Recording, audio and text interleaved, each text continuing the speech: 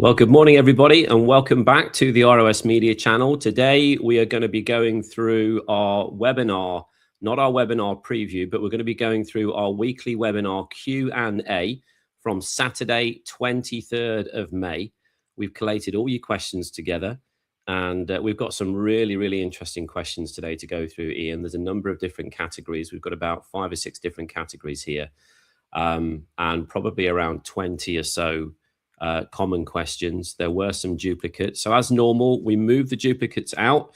We just issue the questions in singular form, and hopefully we'll cover everything that needs to be covered. And then what we'll do is we're also going to do a preview of this coming week's webinar on the 30th, which will be on a separate video. But for today, let's dig into the questions from Saturday, 23rd of May. Good to have you back with us, Ian. And the initial questions are into 5 different categories covering all sorts of stuff from jurisdictional and legal foundations through to this $2 million threshold that we spoke about on the webinar as well. Lots to dig into. Well, let's do it then. I think these sessions are very valuable and helps build up a knowledge base for the membership. So sure. Yeah, very happy to get into it. Okay, well, question number one is under the presumption of agency. And it says, under black letter law, agency requires voluntary agreement, capacity, and consent. It cannot be imposed by force or mere presumption. On what exact legal basis is it asserted that a living being is automatically considered the default agent for the birth certificate construct or corporate fiction? Well, it's a great question, and herein lies one of the biggest traps that mankind's been snared into. Unfortunately, your mum and your dad enrolled you into and registered the placenta, and the placenta's got a direct DNA linkage to the baby. And most, if not, I would say probably everybody, when they get to the age of majority, then formalizes the agency by using the birth certificate construct in some way, getting a bank account, getting a driving license, passport, answering to the name of the birth certificate construct. So it's what's known as an adhesion contract. It's an implied contract that is then confirmed by substance use of the birth certificate construct. So you've got this DNA linkage, you've got your mum and dad unwittingly registering the placenta. They don't know what the implications of that is. The decedent estate is created. It's already got a DNA linkage to the baby.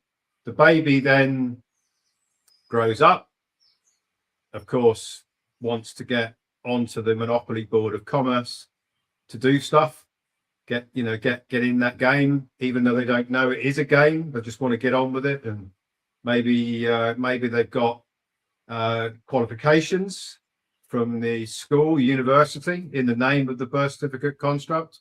Maybe they've got, they want to get a moped or a motorbike. They've got a provisional driving license. They've got a full driving license. They've got a bank account. They've got whatever it is, and then they hold themselves out as the birth certificate construct. So, unfortunately, the trap is quite difficult to avoid. The only way of avoiding it is to not register the placenta, and then you'll never be able to have you won't be the agent for the birth certificate construct, and you won't be able to play the game of Monopoly and issue the negotiable instruments, which really is, that's where your tax redirections come from, because if you can't issue the negotiable instruments onto the Monopoly Board, you can't do tax redirection, signature credit recoupment.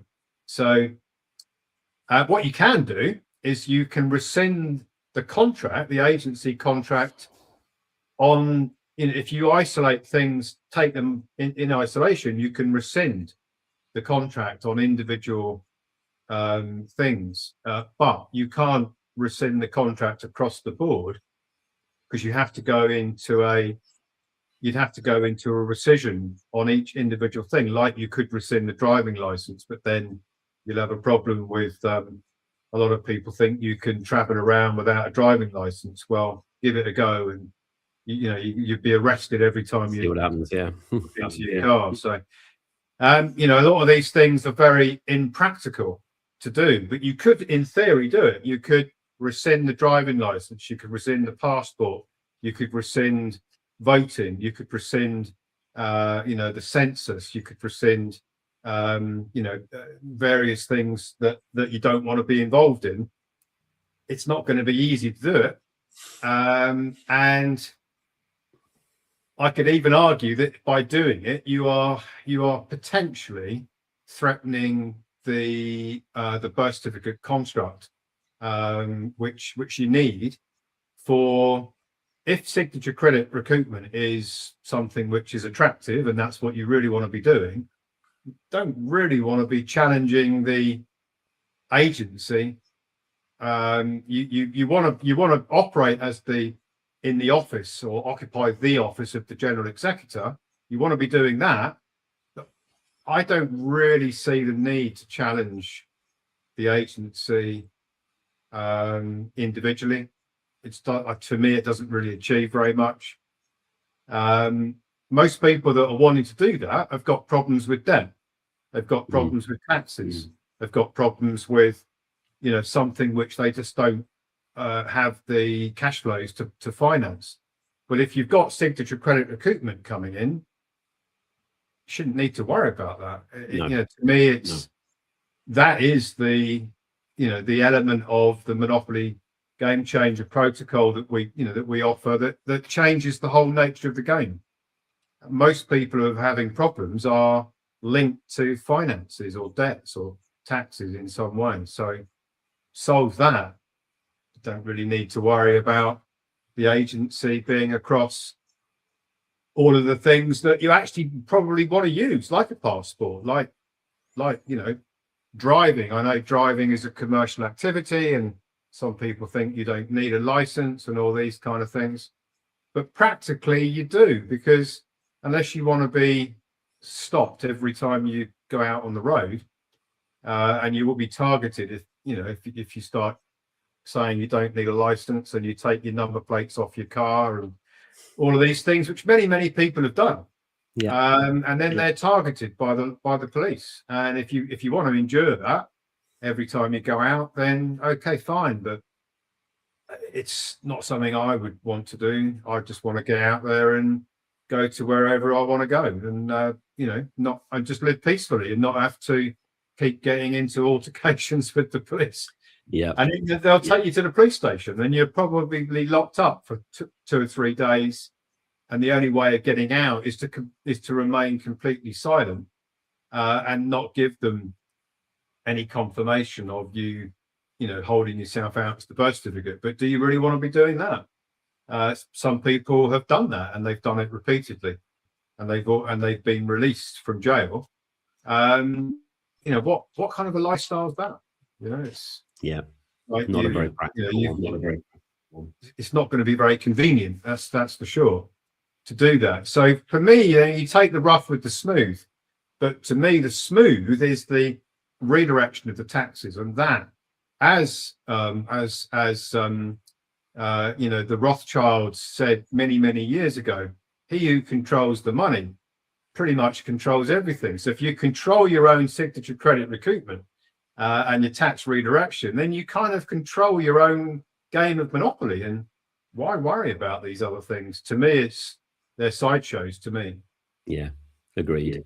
Okay, next question, Ian, is utilizing the signature credit of the living soul and correcting the public tax ledger in this manner entirely compliant and aligned when analyzed through biblical laws?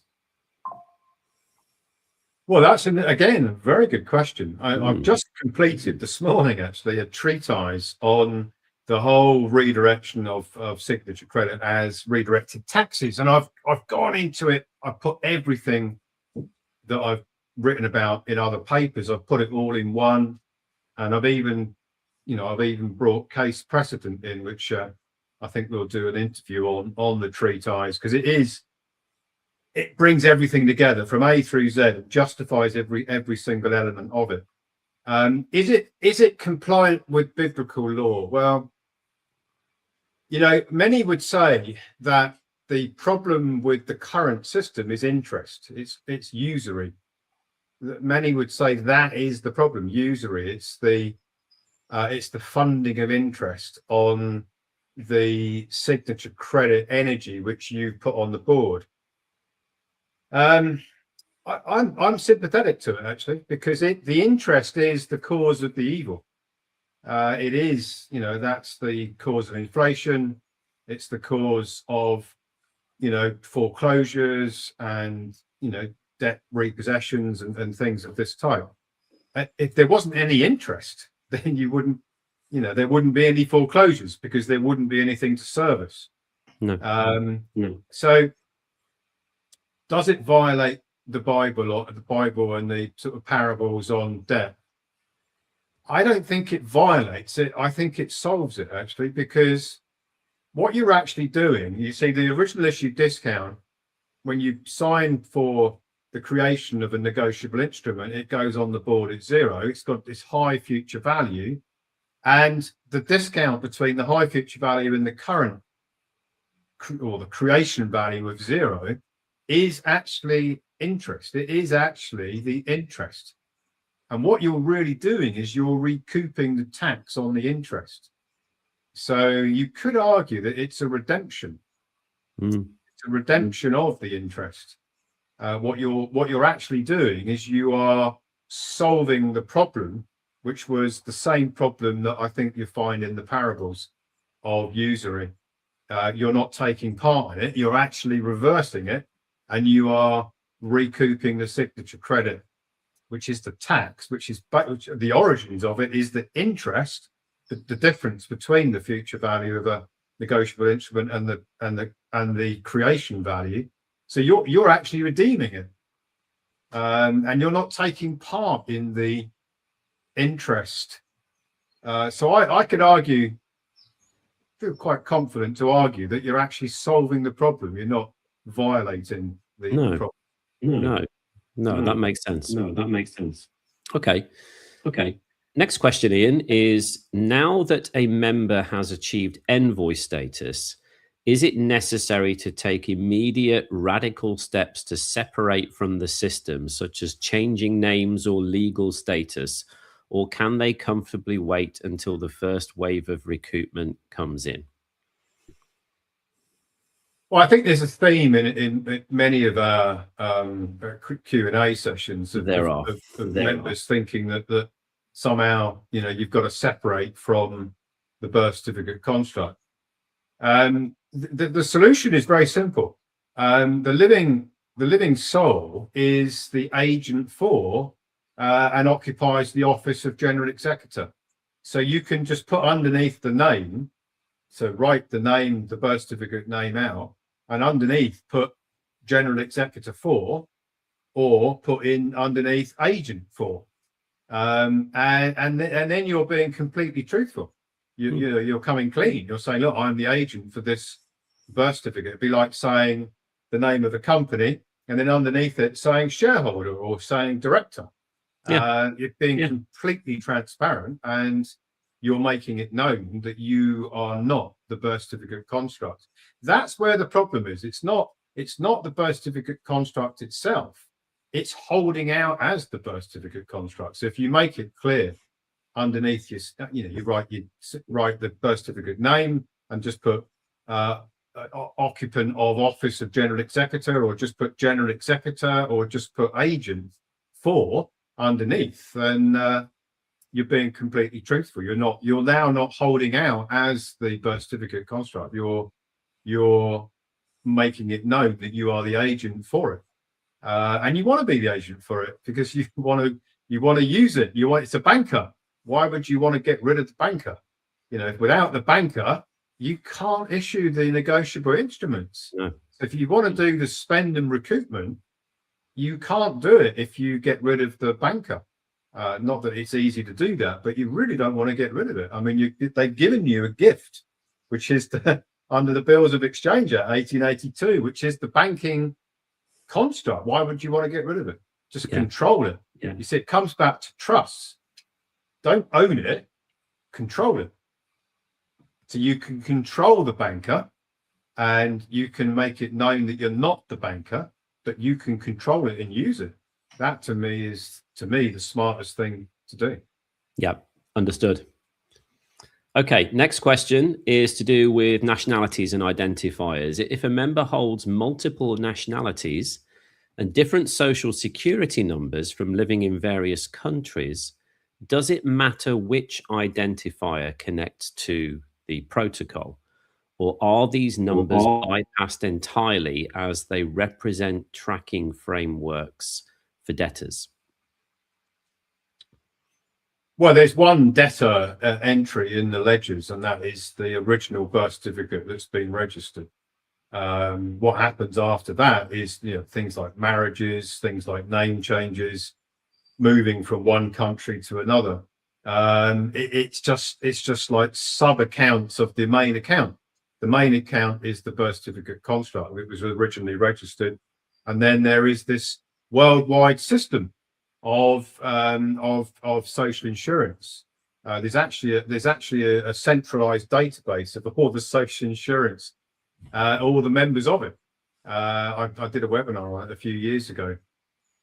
So it doesn't really matter. It's all about the original birth certificate construct, and in their system, of course, they link it all up anyway. So it doesn't really matter. We've had questions before about people who said, "Oh, they've come from this country into that country." Yeah. Does it? Can they do recoupment of signature credit as a tax redirection? And the answer is yeah, because they know everything. Their system wires everything up. It joins everything up anyway. So, okay. All right, let's move into the next category then, which is to do with the trust architecture itself. And then someone's been asking a question about revisionary interest. Don't know whether this is to do with, maybe they have a property that they're letting out or something of that nature. I'm not sure. But the first question is the decedent estate trust is, and again, here's the gap between knowledge and what we talk about. The decedent estate trust is a generational construct that accumulates massive revisionary trust interest over time. Is the historical entity completely collapsed into our international grantor trust during onboarding? And are those assets fully eligible for recoupment? Well, yeah, let's break that down. I mean, I've seen a lot of people out there who believe that you can sort of access the birth certificate construct as if it's sort of an account of some kind, and you can go into the United States Treasury and try and get them to access the account.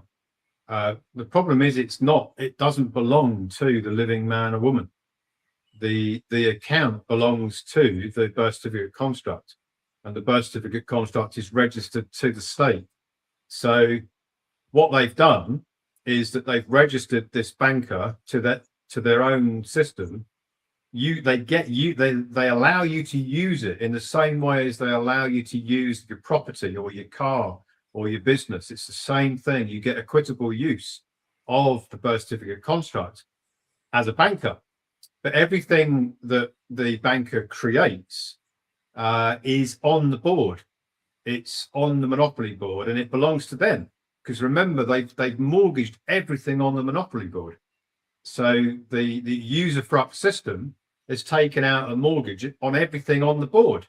Well, everything on the board is a negative, and it's all mortgaged to the original creditors. So, and that includes the value of the birth certificate as a security. It all belongs to the board. It all belongs to those that created the game. And the living man woman can't go and retrieve it unless you set up a grantor trust, a foreign grantor trust, and then identify individual instruments that have been created, like mortgages, loans, credit cards, bank payments. But then you have to identify them by the CUSIP number, the securities reference number, and then you can redirect the taxes. But remember, you're redirecting the taxes on these securities, not the securities themselves. So this is where people are getting confused. You cannot recoup the securities. They do not belong to the living man or woman. The securities are on the board, registered to those that control the board. All you can do is recoup the tax for the board has been using, the monopoly board's been using the securities, and the taxes that they are currently paying for the use of the securities, which is human energy, can come back through the grantor trust, but you can't recoup the securities because the securities, like the properties, like everything else on the monopoly board, is registered to the state because it's been mortgaged. You can't access it. You can only access the tax redirection, which arguably is why when you look into where people have made mistakes, they filed at the United States Treasury and they've sent in their birth certificate, and they've put a filing in there, and they're trying to get the Treasury to redirect, to give them back the value of the birth certificate. It just doesn't work because it doesn't belong to the living man or woman. There's no title. There's no legal title to it. The legal title belongs to those that run the board, and it's been mortgaged. So it's all about tax. The whole thing is about tax redirection. That's what it's all about. Yeah. And that's what we want people to really understand here. It's the tax redirection side. It's not recouping the securities. It's all about the tax. The next question, Ian, is to do with revisionary interest. And it just says, how is revisionary interest structured and handled within the updated private trust architecture? And is a single individual lawfully permitted to operate multiple separate grantor trusts? So there's two questions there, really. I'm not sure whether they're asking this because they want to put a property into trust that they're letting out.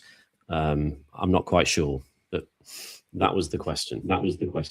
Well, reversionary interest is really, it comes back to allodial title, fee simple title. That it's all connected to that. Having a reversionary interest in a property, well, it's a bit of an illusion, really, because you don't really have any legal title. The reversionary interest, you only have equitable title unless you can get the allodial title, which may be possible. Reversionary interest is just really all about the equitable title, and you can move that into the asset fortress protocol. Again, you can control the use of the property, but whether you can actually get the allodial title depends on how it was formed and how it was registered initially. It may be possible in some situations, but it's more than likely not possible because most of the land and property was included in the mortgage that was taken out in 1933. So they only left certain bits of land off, which were difficult for them to seize because they're probably church land or protected land or something like that. It's all about use. And what you want your trust to be able to hold the equitable title so that you as the beneficiary of the trust can use it without having to pay levies, fines, duties and taxes on the use of it, which you can do with the foreign grantor trust, because the foreign grantor trust is a nation in its own right. It doesn't form part of any one existing nation. It's kind of a nation in its own right. So again, it's about use. It's about control. Reversionary interest. I mean, on the monopoly board, people talk about reversionary interest. To me, it's a nonsense because even if you've got a reversionary interest in property, the birth certificate construct might have it, and it's going to have to pay tax on it. So it's much better to move the equitable title into an asset fortress protocol, a foreign grantors trust, not pay taxes, get the use of it. And of course, the living soul is not actually ever stepping into the artificial world, because they're just operating as a beneficiary to everything that's held in that's the separation. The foreign grantor trust gives you the separation to use what's in the trust, but not actually to be liable for it. And this is another thing that some people don't realize. Beneficiaries aren't liable for the trust. No. Which is why you want to be a beneficiary. You don't want to be a trustee, really. You don't really want to be a trustee or the grantor. You want to be the beneficiary. And of course you are with a foreign grantors trust, because the beneficiary is always the living man or woman. It's never going to be the birth certificate construct. Makes sense. Okay. Let's move on to the next question then, which is to do with historical postures for members who have previously executed administrative notices, statute updates, or standing under old frameworks. Are those records still legally active and valid, or have they been made defunct by the new protocols?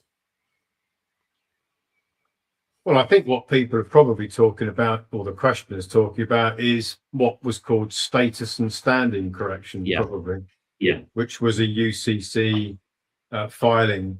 That doesn't change. The research that I did into it, it looks very, very attractive, and a lot of people actually adopt it.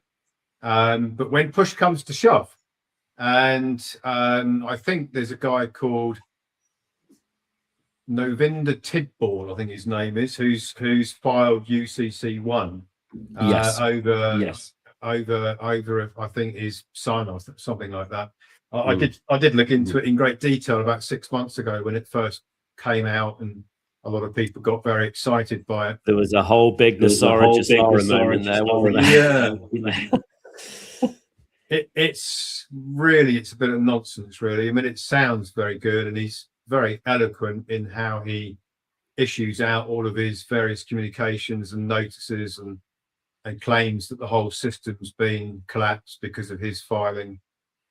It doesn't. See, the problem is it just doesn't work. It works on the Monopoly board with loans and financing agreements, things of that type, UCC 1, but it doesn't really work. It doesn't give you you can't go in a courtroom, for example, and say, I'm not the birth certificate construct, here's the birth certificate construct, but I, the living man, woman, have got a lien over it, so I'm the lead creditor. It doesn't work. And the reason it doesn't work comes back to agency, because you can say all that, but you're still the agent for birth certificate construct. Yeah. Whether you've got a lien over it or not, it's still the agent. It always comes back to the agency trap, which is where it doesn't work. It does work in isolation, but it doesn't work because of agency. So it's kind of does work on one level, but it's not going to get you out of a court case. It's not going to get you out of being fined. It's not going to get you out of paying taxes, or the birth certificate construct paying taxes, because of the agency still there. And that's why I talk so much about agency, because that is the trap that kind of engulfs everything else. It is the masterpiece that they put in place to control the slaves, and all these other moves that people make, like setting up limited companies. I've looked at that, set up a company, take out a copyright, set a company up in the same name as the birth certificate construct and trademark it, and all of these things. Yeah, they all got merit, but does it take away the agency? No. So therefore it doesn't really have any substance. They sound good intellectually, they're quite interesting. Do they work? You can't go in a courtroom and say, here's the company with the same name as the birth certificate construct. So if you want to find the birth certificate construct, actually the company's got superior, it's got a superior position because of its trademark and its copyright. So find the company, don't find me, because I'm not the company and I'm not the birth certificate construct, because the judge is going to probably say to himself, we've got another one here, doesn't understand it because of the agency. Yeah. What's he saying about the agency? Oh, nothing. So that company is a load of nonsense. That trademark is a load of nonsense. And again, it sounds really good. A lot of people have bought courses. A lot of people have, sat and listened to very convincing presentations. I think it's a guy called Hornsley Wood, who does a company thing, setting up companies. You've got other people who do UCC1 redemption. There's a book, like a telephone book thick, of UCC redemption. I looked at it all, and I was persuaded by it for a while, until I realised that the agency was the ultimate trap, and that's where I realised that it wasn't gonna help people. So we withdrew it. Does it still have effect? Yeah. But does it work in the way that people want it to work? No. What works is discharging debt through signature credit tax redirection. That's what works. Yeah. Just playing the game at a much higher level. Yeah. Much higher level. Yeah. Okay. So next question. Let's move on, because we're now into the section to do with the threshold and the auditing of accounts. So capping yearly claims. If an age 18 lifetime signature credit recoupment calculation naturally exceeds the 2 million threshold and risks initiating the IRS manual review, is it possible to strategically cap our annual claim just below 2 million to stay within automated processing streams? Well, that's what I'm advocating, is that we don't try and exceed the 2 million level. And I actually spent about an hour this morning looking at what would happen if there was a freeze because there was a recoupment over 2 million. It goes into a manual review, and the case for letting the recoupment go through is quite strong, because the grantor trust is legitimately the holder in due course, is entitled to the redirection of the taxes. But you're going to have to go into the grantor trust is going to have to go into basically it's like a court case. There is a unit that sits above the United States Treasury that review whether tax redirection should be permitted to go through this system. It's not actually the IRS that's going to block it. It's a unit above the IRS. And actually the case for winning, the case for it is very, very strong. But it's going to perhaps delay it 6 months or a year. And you're going to be the trust is going to be bogged down like court cases. You're going to have to submit all sorts of paperwork and evidences, and it could get very protracted and long-winded. And given that we've got thousands of people doing this, I just don't want to go there. No. I don't want to spend my time fighting against manual reviews, even though you might win them. Every one of them is going to be pulled out of the pile and put into the review. That means you're going to have to go into long, protracted reviews on every one of them. And arguably, why does anybody need more than 2 million a year? I don't get it. Yeah, it's like if you won 50 million on the lottery or 100, is it that much different?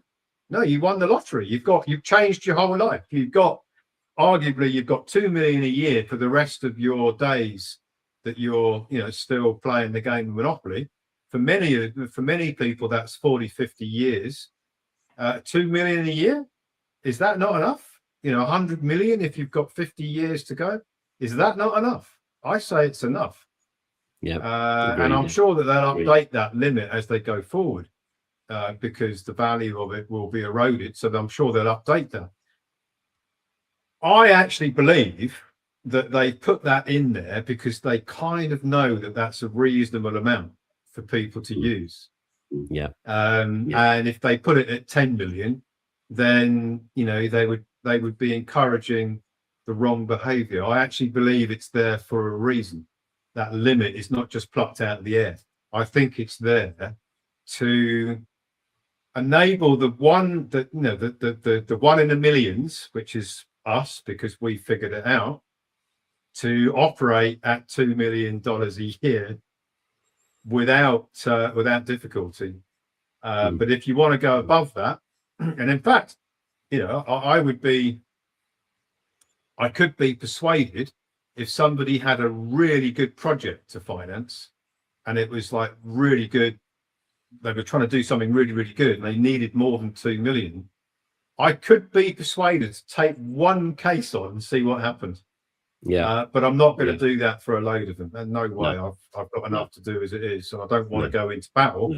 And I don't want to cause any scrutiny on the filing license, on the tax preparer's filing license, whilst this review's going on. Suddenly everything else grinds to a halt because there's one in review. I just don't want to go there. So not by choice anyway. So I mean, you've said in the past that the average is around 3 to 4 million per year. So even if you just took that as an example, if somebody had a $4 million recoupment and they decided that they wanted to, hedge their bets and push that through, and it went into a manual review, if that took a year to resolve, you could have still achieved the same result by just filing for 2 million for this tax year, getting it quicker, and then filing again for the following year. So it doesn't make any sense really to me. I mean, that's the way to do it is split it up, do 2 million in the first year, do the rest in the next year, the next year, the next year.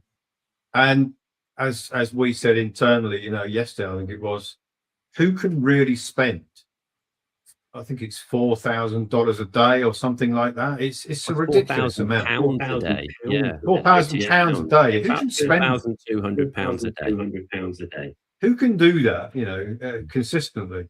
I mean, you can probably do it for a year or two whilst you want to, clear all your decks, get rid of all your debts and get rid of, all the encumbrances and buy everything you want to buy. But then after that, what do you do? I mean, how many meals out can you have? How many holidays can you have? How many things can you buy that you're going to just put in your cupboard and not use? I mean, it's gets to a point where it becomes a bit ridiculous, doesn't it? So yeah, agreed.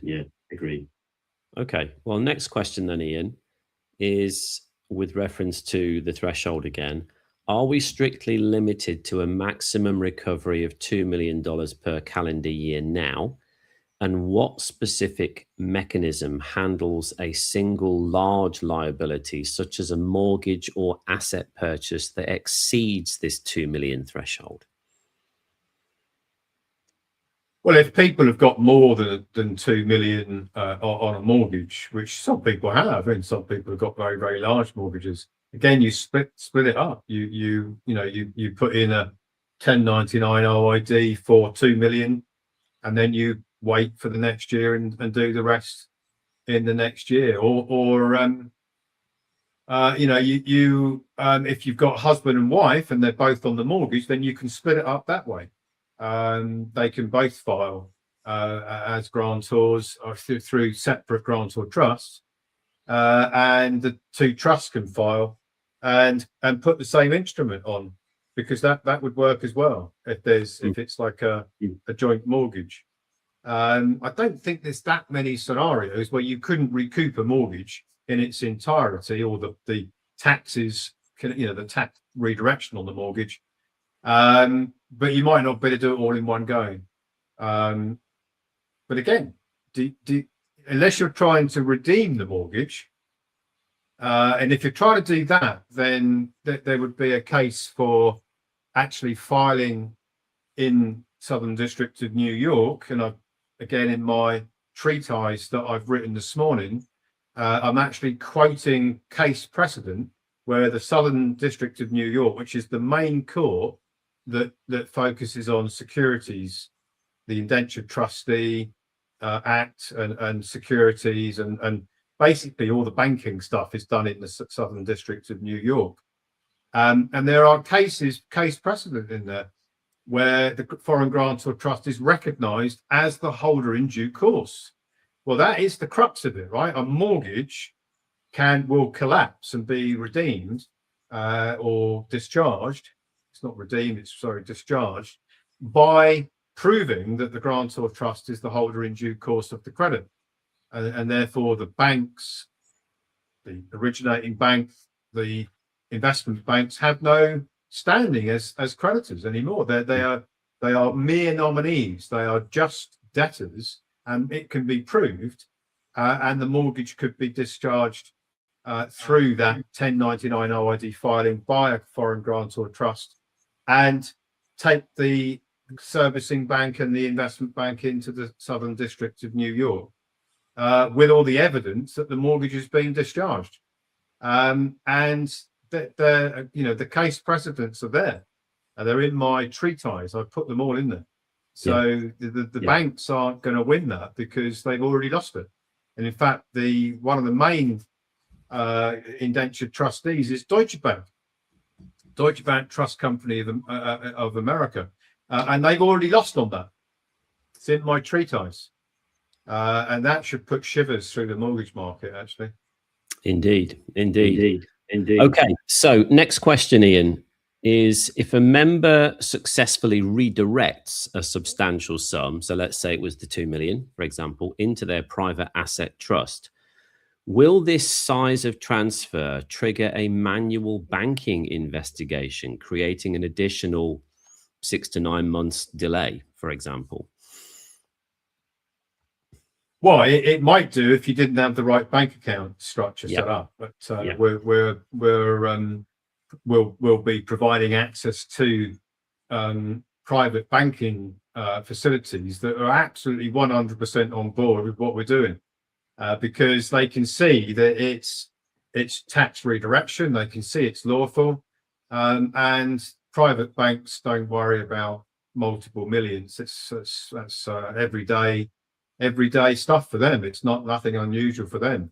But if you said to us, hey, once the signature credit recoupments come into the tax filing grants or trust, send it to my local bank account in the country you're in, you're going to have a problem there, because they're going to probably freeze the account, mount investigation, want to know all about it, and probably report it to the tax office in the local area. Oh, this massive income's come in, and it's going to cause a load of problems.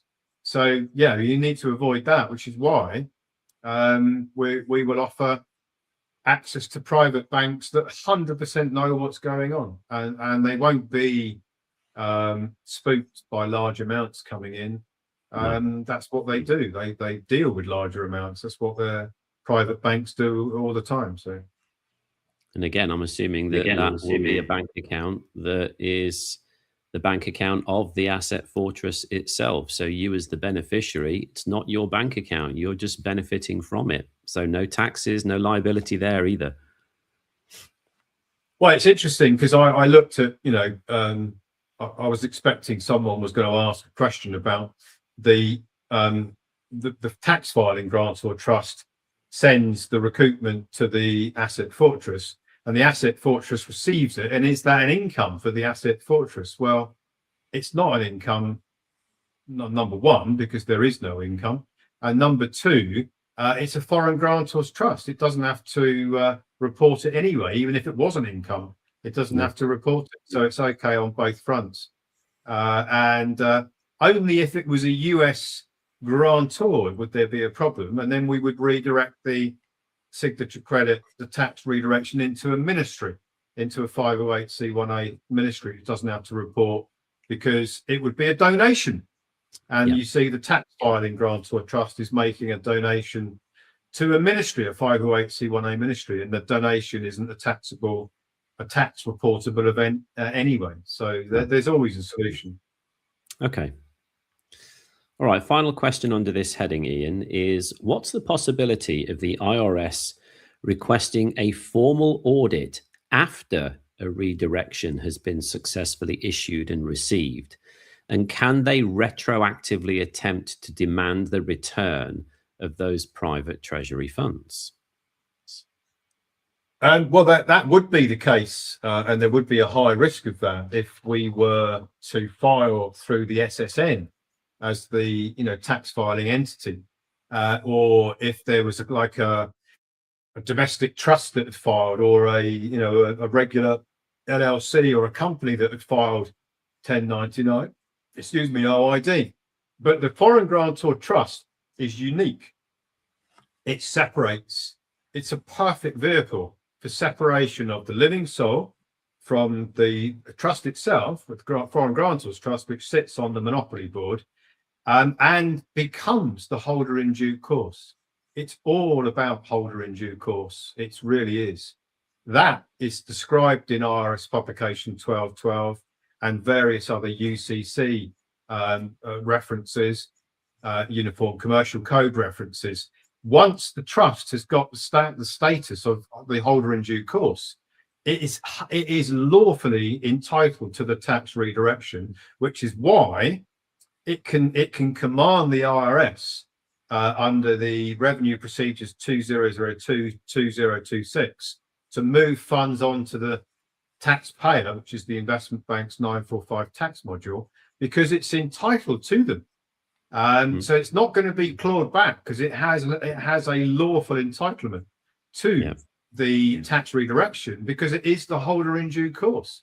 It is the creditor, or it represents the creditor. That's the better way of saying it. It's the nominee for the creditor being the living man, woman, the nominee being the foreign grantor trust, that is now taken away the bank's presumption that they were the creditor. Now creditor holder in due course. They're not. The event that caused that shift was the filing of the 1099 OID. And now the grantor trust is the holder in due course, the nominee for the originating signature provider, which is the living man, woman. It's never going to be clawed back because it's 100% lawful all the way through. It's all in my treatise. Yeah. If you want to read that, it's on the Ecclesia Law website. It was posted there, I think, this morning. So a real good read. And we are going to be doing an interview breaking all of that down as well. We're going to get really technical on that one. So if you like technical, that's coming up shortly, guys. Okay. Next category. Let's move into category number 4, which is scope of eligibility and lifetime credit recovery. Okay. So when mapping out historical financial footprints back to age 18, how mathematically precise must our past expenditure data and estimated income records needs to be to pass validation? Yeah, good question. I mean, it's an estimate, really. I mean, if you go conservative. So things like what I would do is I'd look at, if I've got 2 million budget, I need to fill up my bucket of 2 million. What's the number one biggest signature credit event that I've ever created? And that will probably be a mortgage if you've had a mortgage. Single signature credit creation, probably a mortgage. It's unlikely to be a bank account where you've made bank payments, because unlikely that you've made more bank payments in 1 year than the face value of a mortgage. It may have been the case, but for most people it's going to be a mortgage. So choose mortgages first and add them up, and then if you don't come up to 2 million with mortgages, then move to bank payments, loans and credit cards, and then say, okay, so in what period from the age of 18 to now have I issued signature credit through bank accounts, through bank payments, and which account was that? What bank name was it? And roughly how much did I issue?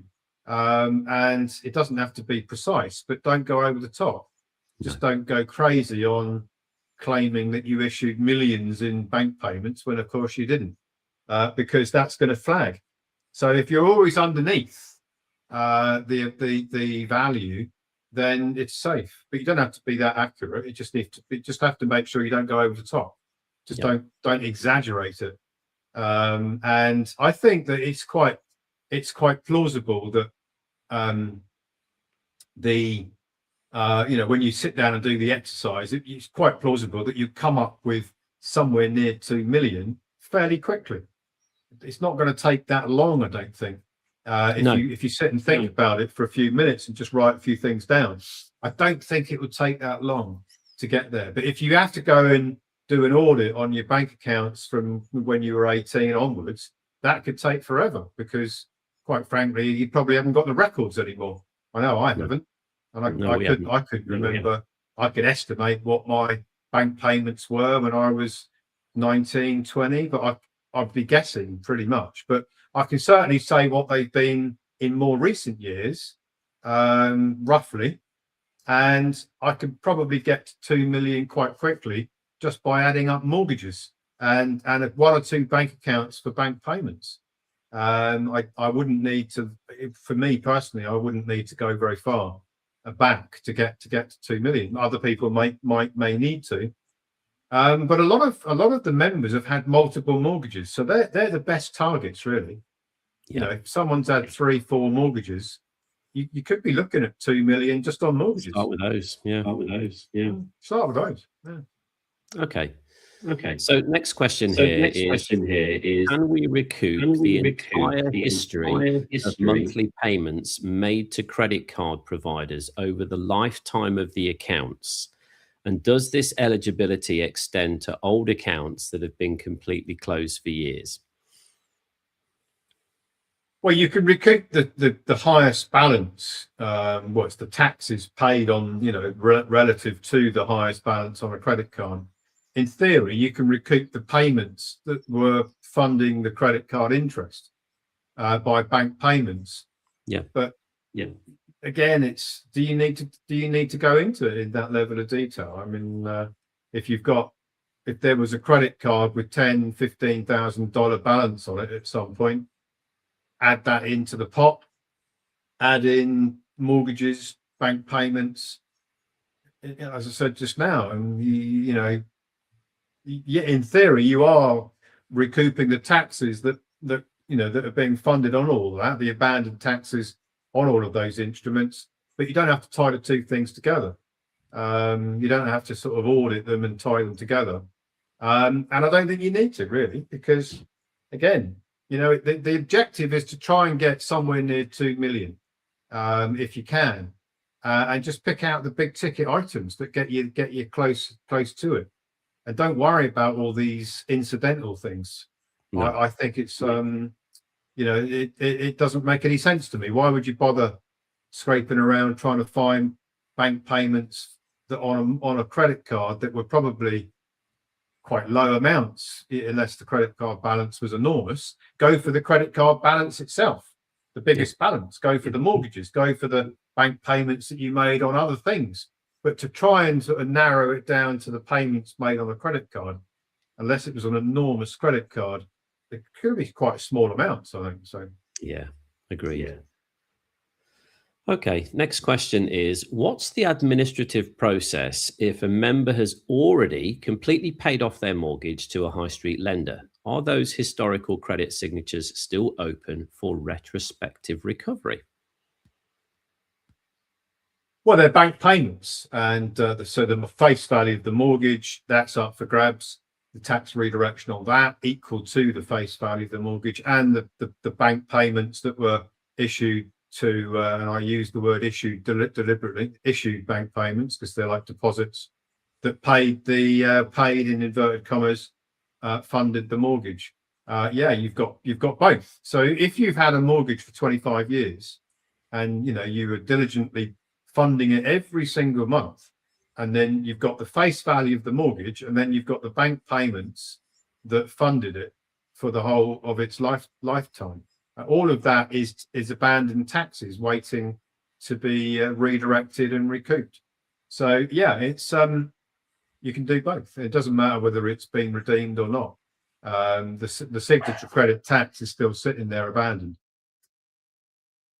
Okay, let's move into the next question then. If a person has historically filed for personal bankruptcy, or if the commercial banks they previously utilized have completely ceased to exist, can they still recover that credit energy? Well, it's a very good question. And I did a webinar on bankruptcy not long ago, because it's bankruptcy of the corporate the construct, the birth certificate construct. The energy that was supplied onto the monopoly board through the signature, that is what is it's the tax on that energy that's being redirected and recouped. Whether the entity itself, and I could for those people that are in bankruptcy, it's not going to stop you from being a grantor on a trust, on a foreign grantor's trust, and recouping the signature credit and redirecting the taxes into the grantor trust. Even if the birth certificate construct was bankrupt, it could still do that. And it could, even if payments have been made to creditors that led up to bankruptcy, or in the bankruptcy itself, all of those payments are up for grabs as tax redirections into the foreign grantor's trust, which would, because it's a foreign grantor's trust, and it doesn't form part of the estate of the bankrupt estate, because the bankrupt estate is the birth certificate construct. It's separate from that. So for those people who want to think creatively, there's a huge market here for people that are actually in bankruptcy right now to form a foreign grantor's trust, recoup signature credit that's coming into that, coming back from the redirection through the United States Treasury into the foreign grantor's trust, operate the bank account of the foreign grantor's trust, which is separate from the bankruptcy of the birth certificate construct, and effectively the bankruptcy of the birth certificate construct wouldn't make any difference to the lifestyle of the living man woman, because the living man woman is never going to be a bankrupt. They're always going to be a creditor. They're always the supplier of the credit energy. You can't be bankrupt if you're living soul. It's impossible. No, I know we had we ran a Q&A on that, didn't we? We did an interview on that as well. So, okay, couple more questions under this section, Ian. First one is, and we've already kind of had this question, but this is just from a different member in a different way by the looks of things. Is lifetime signature credit recovery functional for an international member who has spent the vast majority of their life living and working outside the UK or US, such as Nigeria, but has recently relocated?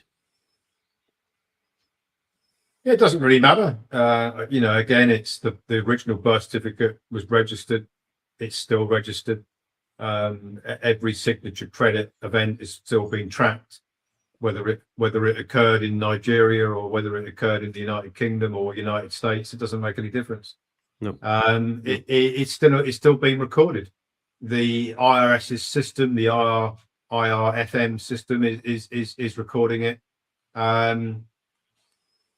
No matter where it's entering the monopoly board or entering onto the monopoly board, it's being recorded and moving around. You see, it's one big trust. So this is probably the best way to look at it. It's like, if you look at the monopoly board itself, imagine that's a trust.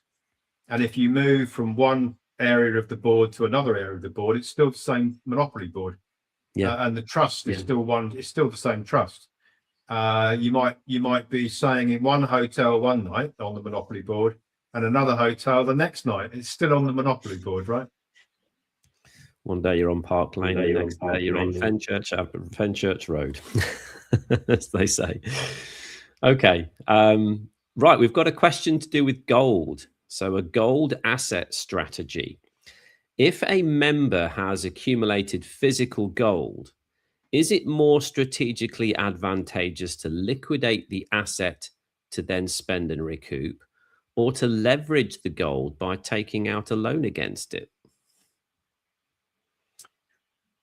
Well, I mean, if it was me, I would take a loan out against the gold and then recoup the face value of the loan, leaving the gold fully in the market. Because for me, gold isn't going to go anywhere apart from up relative to everything else. So I wouldn't want to get out of gold. I'd want to take a facility against it, and most of the gold bullion, the high net worth gold bullion dealers, they provide financing against the gold, 60-70% of the value of the gold. I would do that. And of course the finance provider, you're not making any difference to them whether you are recouping the signature credit taxes and redirecting taxes. They won't even know. So you could do that, discharge the gold loan, take another one out, and then repeat the process, and then buy more gold. I mean, it's a very elegant plan, actually. If you started off with $1 million worth of gold and took a $600,000 loan against it, and then the next year you discharge the 600 million and then buy 600 million more gold, and then take out a loan on 1.6 million, maybe that's $1 million now, and then you could just multiply it up like that year by year. It's actually quite an elegant plan. I like it. I did like that question when I saw it. Okay, let's move on to the final category then. Category 5, which is to do with the platform, transcripts, future systems. So what is the exact status of the original OID filings and the credit data that appeared on the tax transcript last year? Now that access has been fully reinstated by the IRS, is that historical information still considered valid? And will it be mapped back onto the members' platform? So I guess we're talking about the 600 million here. Well, the answer is I don't actually know right now whether those wages and tax transcripts that we had last year are going to be able to be, whether we're going to be able to file the 1041 to recoup the signature credit that equals the wages and tax transcripts. Because right now we are looking to try and reinstate the original grantor trust with a new trustee. If the IRS takes the new trustee, then I would be pretty confident we could resurrect that. But it's not known at the moment. We're in limbo at the moment. We've put in, we filed with the Ogden IRS to replace the original trustee with a new one, and we'll see what happens. If they grant that, it's very possible that we would better quickly file the 1041 and resurrect that wages and tax transcript. But the problem is we just don't know what they're doing in the background because of the identity fraud filings that Amy Sanger and her pirates did. We just don't know what's going on in the background with those wages and tax transcripts. They haven't gone because we can replace them with new ones. No. So nobody's lost anything. It's at worst, it's a delay, very frustrating delay, but they haven't gone away. That tax redirection can still happen, but just in a future tax year, as opposed to the 2025 wages and tax transcripts that came in, which were filed in early 2025. So we haven't lost them, but we just don't know whether we can retrieve at the moment until we get an answer on successor trustee being applicable and being accepted. And very soon, I am expecting some kind of a status report on the federal investigation into the pirates, because that is now been going on for 5 months. I think it is January. I think the reports were issued by the tax preparer in January, so we're coming up 5 months, and I'm expecting because we've got a ability to ask the IRS what's going on with that investigation, I am expecting a response soon on that, and then we'll probably know more. If they have isolated the fraud identity reports to the pirates and they've left all the other grantor trusts alone, and they've released any investigation over them, then it's quite likely that we could resurrect it all, which is, which is what would be the best to accelerate the receipt of the recoupment, the first recoupments. That would be the ideal outcome, but I can't say with any certainty at the moment until we get more information. Got it. Okay.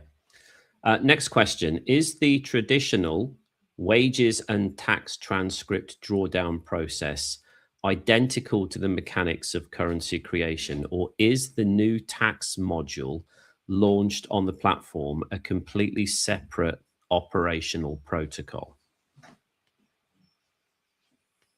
Signature credit recoupment hasn't changed since the beginning of 2025. It's the same process. The only difference is that instead of having a portfolio of trustees, one trustee for each of the individual grants or trusts, and having 36 trustees, is that there is a single trustee that is like a master and sub-account structure, where a single trustee can separate and operate a whole portfolio of trusts under an attorney-in-fact mandate. Again, it's in my treatise how that works. That's the only difference. The actual filing for 1099 OID 1041 is the same. There's no difference. There is more the scrutiny and focus on the 945 payer modules now than there was in 2025, to make sure that 1099 OIDs, the accumulated value of them, don't exceed the taxes that the investment banks have funded on their 945 tax modules.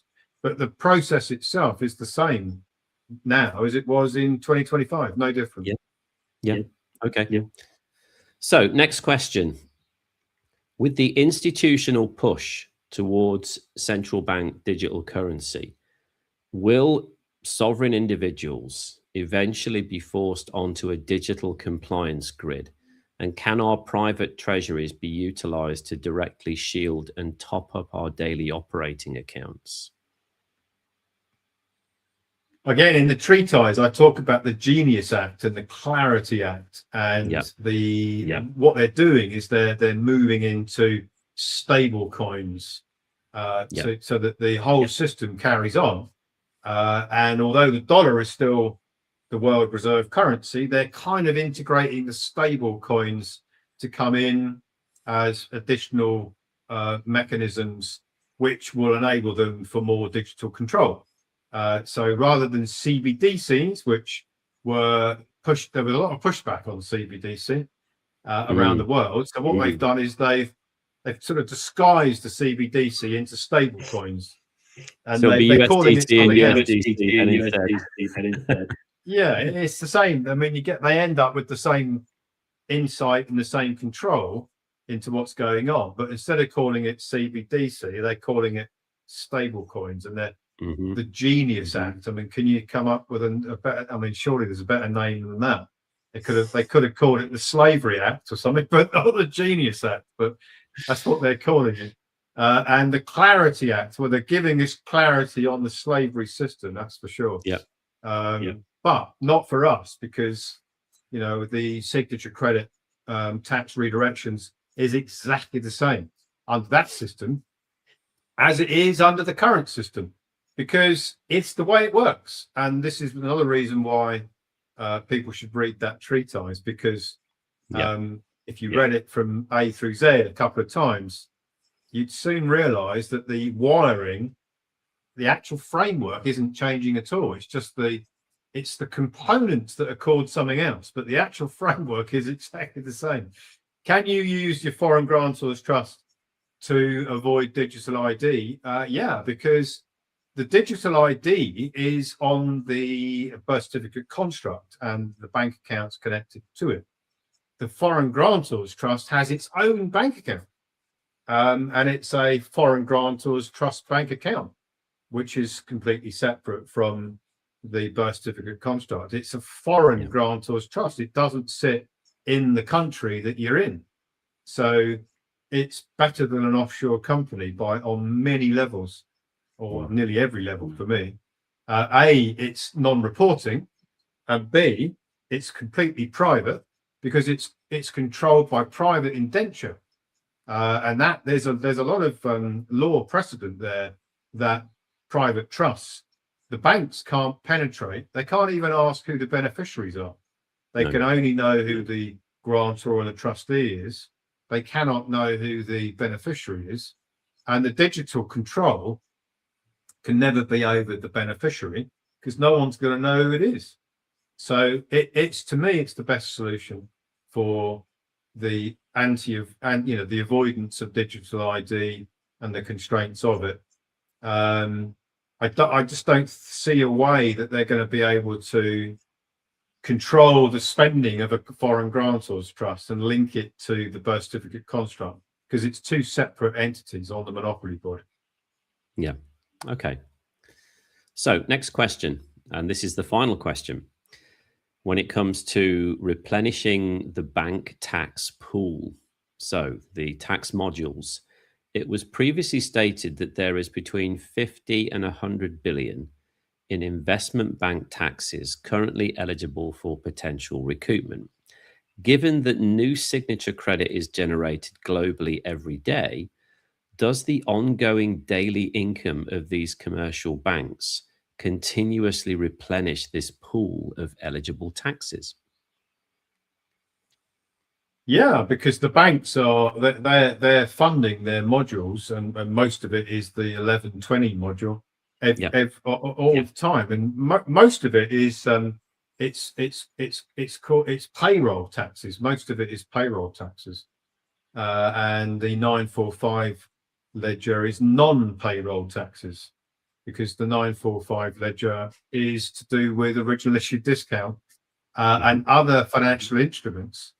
And so they fund the payroll taxes and they underfund the 945s, because the 945 module, because very few people are redirecting the taxes from the 945 ledger. But do they have to fund taxes every year? Yeah. I mean, there's the banks, the last thing the banks are going to do is stop paying taxes, because they'll lose their license as a bank if they do that.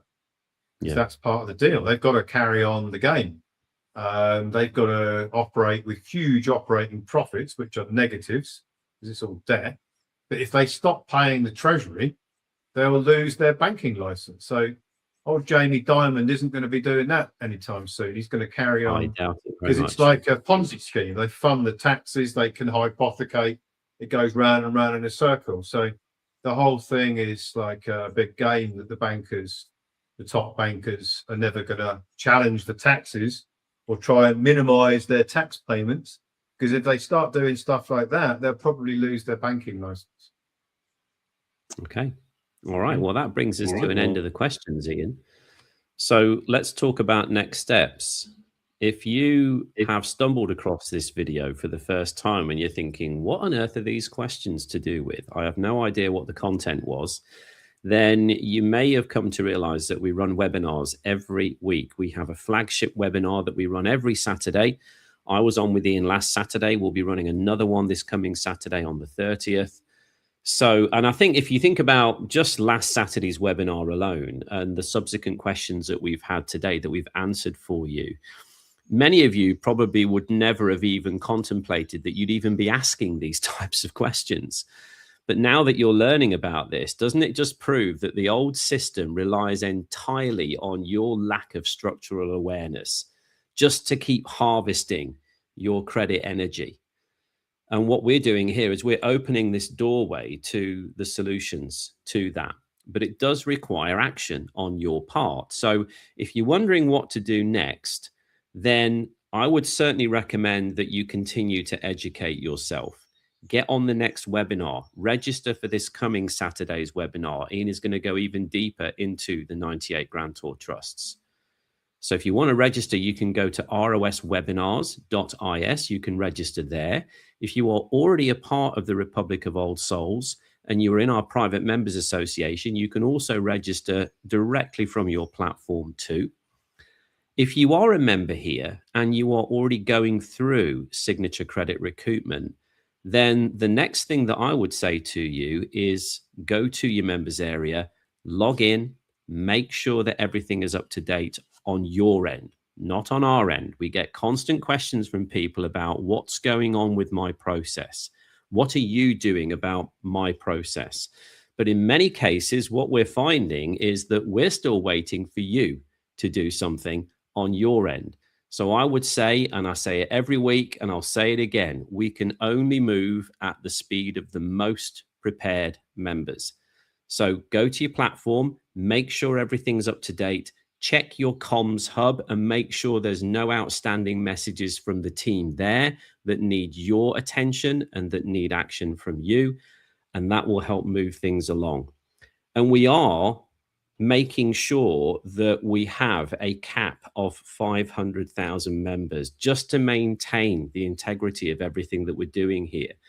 So if you want to be a part of this and you want to help us grow the Republic of Old Souls Nation and help us expand into the Freedom Plan, which is what we're all working towards at the end of the day, then you can become an advocate. You can become what's called an advocate. You can become an advocate originator here at the Republic of Old Souls, and you will have a link within your members area that is unique to you that will allow you to share this with other people.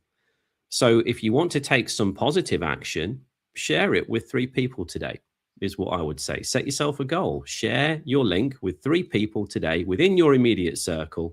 Who's not going to benefit from signature credit recoupment back to the age of 18? I don't know anybody that wouldn't want to do that. So stop acting as the debtor on their board. Step into this office of the General Executor. And hopefully we will see you on the webinar on Saturday. That's what I would like to see. So they're my final thoughts, Ian. Any from you before we let everybody go? Well, we're just launching the avatar, and we're going to put it out to the advocates first, and then get some feedback. And then if everything is good, we may tweak it a bit here and there based on the feedback. But within days, we'll be launching it through the entire membership, and I think people are going to like it because you can ask it questions about signature credit, tax redirection. You can ask it about trust, the foreign grantors trust. You can ask it about Asset Fortress, Envoy. You can ask it about all of those things, and it's got a pretty decent response. So I think it's going to be well used, and I think also it's going to help with spreading the word because people can send the link to it, and then you can earn the reward points. So if you want to send it to 4 or 5 people that you know and say, hey, take a look at this, I'm really interested in this, or I'm doing this, you can earn yourself the avatar rewards, which is $100 for everyone who you refer who uses it for more than 10 minutes. So you could quite easily accumulate $500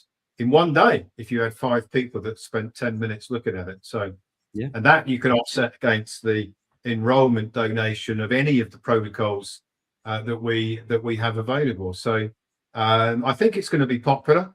I'm sure that it will evolve as we go forward, and there will be other avatars to do with the process, the actual process that you're in. You can ask it your own process, what's going on. You can also ask about if you're an advocate, you'll better ask about what's going on with the advocate position, what's going on advocacy in general, what's going on with your advocate account. That's coming soon as well. So we're definitely using technology to help us to grow and spread the word. No, that's great to hear. We've had some comments on socials about that already during the course of today's Q&A. So we've got, thank you for all the information. See you on Saturday. Have a great week. And then also I'll be sharing this avatar with as many people as possible. What an incredible opportunity. So grateful to have you with us. And we will see you on the next episode of the Republic of Old Souls ROS Media channel. Have a great day. Bye for now.